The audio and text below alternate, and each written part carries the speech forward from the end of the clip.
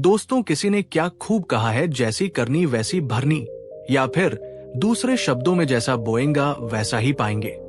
ये सिर्फ एक कहावत नहीं है, बल्कि जीवन का एक गहरा सच है। हमारे कर्म, विचार और इच्छाएं, ये सब मिलकर हमारी तकदीर का निर्माण करते हैं। लेकिन क्या आपने कभी सोचा है कि आज के आपके फैसले आपके आने वाले कल को किस तरह प्रभावित कर सकते हैं?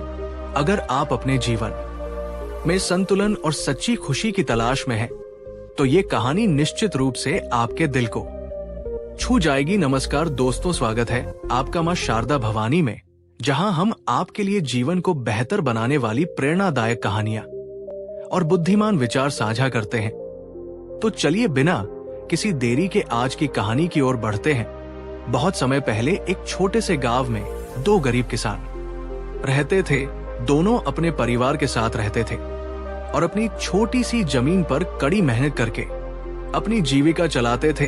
एक दिन दोनों किसान एक ही समय में मर गए। उनकी मृत्यु के बाद उन्हें भगवान के पास ले जाया गया। भगवान ने उनकी ओर देखा और पूछा, तुम्हारे पिछले जन्म में क्या कमी थी? ये सुनकर किसानों में से एक आगे बढ़ा और बोला, है भगवान, आपने मुझे एक दयनीय जीवन दिया। मेरे पास कुछ भी नहीं था। मैं हर दिन बैल की तरह खेतों में मेहनत करता था और जो कुछ भी कमाता था उससे मुश्किल से अपने परिवार का पेट भर पाता था। मैं कभी अच्छे कपड़े नहीं पहन पाया, नहीं दूसरों की तरह जीवन का आनंद ले पाया। मेरे हाथ हमेशा खाली रहते थे। ऐसा जीवन मुझे घिनौना और दुखदाई लगा। भगवान ने पूछा, तो तुम अपने अगले जन्म में क्या चाहते हो? किसान ने उत्तर दिया, भगवान कृपया ऐसा करें कि मुझे कभी किसी को कुछ ना देना पड़े। मैं केवल सभी से प्राप्त करना चाहूं। भगवान ने उसकी बात सुनी और कहा, तुम्हें वही मिलेगा जो तुमने मांगा है। अब तुम जा सकते हो। उस किसान के जाने के बाद भगवान दूसरे किसान के पास गए और पूछा, तुम्हारे पिछले जन्म में क्या कमी थी? दूसरे किसान ने आदर पूर्वक हाथ जोड़े और कहा, है भगवान, आपने मुझे सब कुछ दिया। मैं इससे अधिक और कुछ नहीं मांग सकता। आपने मुझे एक अच्छा परिवार और इतनी जमीन दी कि मैं मेहनत करके अपना पेट भर सकूं। इसके लिए मैं आपका आभारी हूं। लेकिन एक बात का मुझे जीवन भर पछतावा रहा।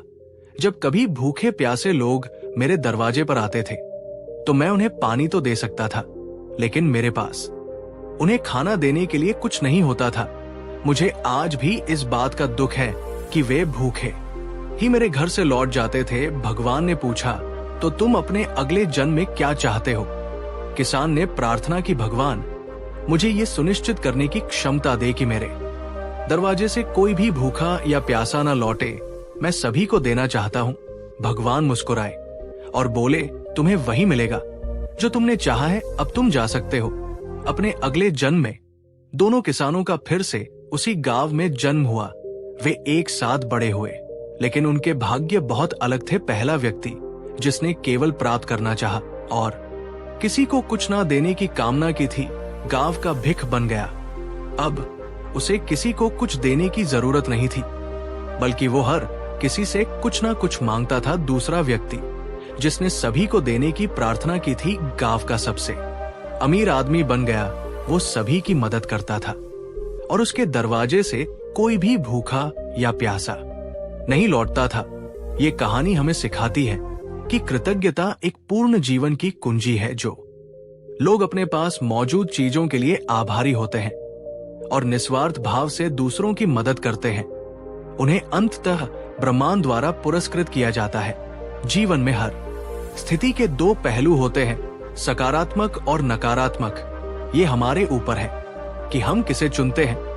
एक किसान ने अपने संघर्षों और अभावों पर ध्यान केंद्रित किया, जबकि दूसरे ने अपने पास जो था उसकी सराहना की और दूसरों के साथ साझा करना चाहा। उनके अगले जीवन उनके द्वारा किए गए चुनावों का परिणाम थे। ब्रह्मांड का नियम सरल है, जो हम देते हैं वही हमें मिलता है और कई गुना ज्यादा मिलता है। यदि हम दूसरों को प्रेम, दया और मदद देते हैं तो जीवन हमें प्रचुरता से पुरस्कृत करता है। इसके विपरीत यदि हम लालच और स्वार्थ के साथ जीते हैं तो हम अपने जीवन में केवल गरीबी और दुख को आकर्षित करते हैं। इसलिए किसी की मुस्कान की वजह बने, किसी की आशा की किरण बने, जीवन आपको आपकी कल्पना से परे तरीकों से पुरस्कृत करेगा। सच्चा धन उसमें नहीं है जो हम रखते हैं, बल्कि उसमें है जो हम बांटते हैं। आज जो दयालुता के बीज आप बोएंगे वे कल आशीर्वाद बनकर खिलेंगे। दोस्तों, अगर ये कहानी आपको सोचने पर मजबूर कर गई हो तो इसे दूसरों के साथ जरूर साझा करें। आपका एक शेयर किसी की जिंदगी को बदल सकता है। और ऐसी ही प्रेरणादायक कहानियां देखने के लिए हमारे चैनल को मां शारदा भवानी को सब्सक्राइब करें और बेल आइकन दबाना ना भूलें। आपका साथ ही हमें और बेहतर कहानी बनाने की प्रेरणा देता है। कमेंट में जरूर बताएं कि आप कौन भगवान को मानते हो।